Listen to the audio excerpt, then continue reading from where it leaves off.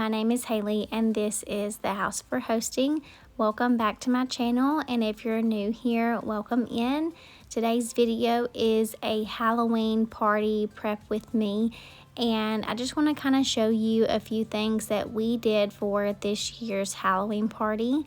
I'm sharing some of the easy little treats that we did and just kind of showing you a little bit of the setup. So like I said, if you're new here, I would encourage you to go ahead and click that subscribe button because you're not going to want to miss any of my future uploads. And with that, let's jump right into today's video. So I don't know how y'all's October has been going, but ours has been extremely busy. We've had something almost every day, and some days we've had multiple things. So I wasn't even sure if I was going to be able to pull off a Halloween party this year, but this is our third Halloween party, and so I really wanted to try to make it work for the kids, and because I just feel like it's a fun party that's not quite as stressful and hectic as a birthday party because there's less thought that goes into this, and it's more just about getting together and having fun.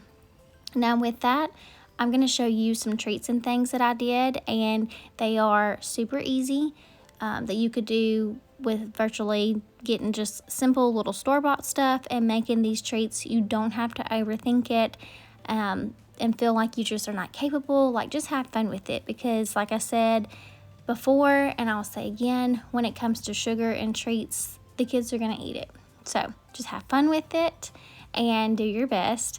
So for cookies, I generally use this powder sugar cookie mix. I have found that it tastes the best and it's really easy to work with. And then I use these pre-made squeeze icings.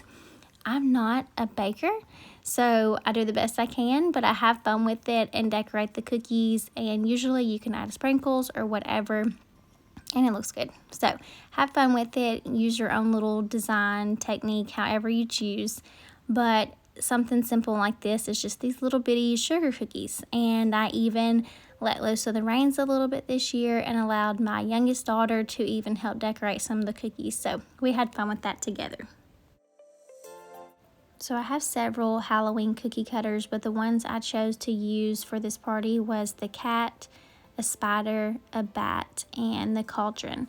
And I chose those because they are probably the easiest to decorate, and it was something that I could do pretty quickly and easily because, again, like I said, October has been super busy and super crazy, so I wanted to do something that was going to be fun but also simple and not super high maintenance for me when it came to decorating and preparing for this party.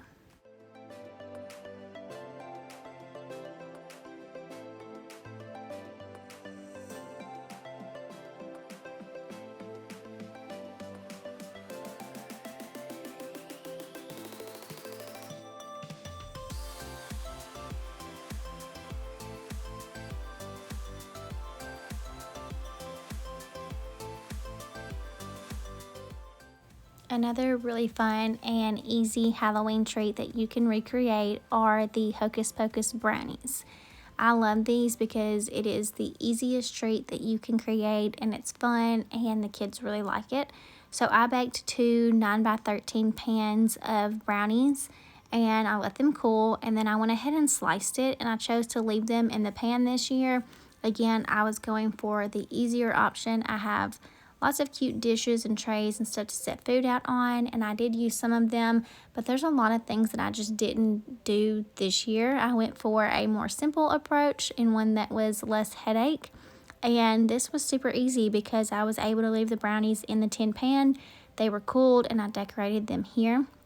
Again, I am using that black cookie icing for the top of the decorating on the brownies, and I'm just doing the swiggle line and then a dot and adding a sprinkle eyeball.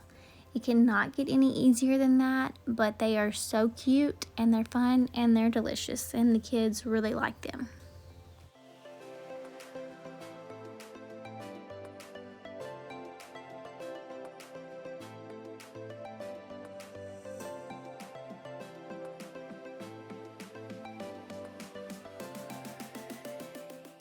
So in addition to sugar cookies and brownies, I created some cupcakes. I started off with the chocolate icing and added black food coloring to make the icing a good deep black color.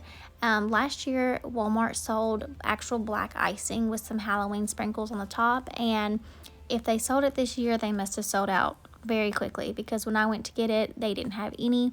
So I chose to make it easier and start with the base of the chocolate icing and then add the food coloring. And then last year, I crunched up these Oreos, and I took the cupcakes and just after icing them, smashed it down in the Oreos, and it just creates this look of like dirt on top of the cupcakes, which is fun. You can add things like gummy worms or things like that to make it look like it's like a grave or whatever. Last year, I actually had these edible like sprinkle things that looked like tombstones that I set on the top of it and wrote little sayings on, but I didn't have any this year, so instead I put little sprinkle bones and skulls in it, so it kind of made it look like a little graveyard. But just super easy and a fun way to make them kind of spooky and cool. And then for the other cupcakes, I didn't do the Oreos, I just did sprinkles on top of them. I had several other Halloween sprinkles like little ghosts and Halloween colors and other eyeballs. So super easy but fun. And of course, anytime I have a party, we have to do a balloon garland.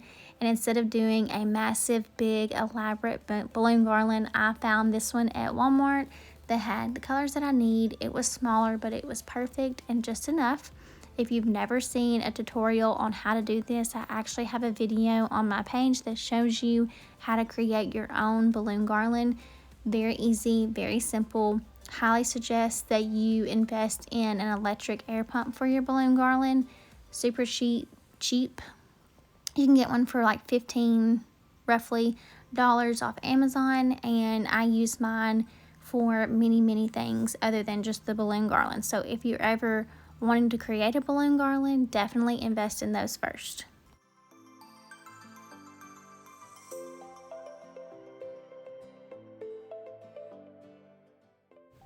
Usually when I hang my balloon garlands, I will use fishing line, but this kit actually came with some string to hang it.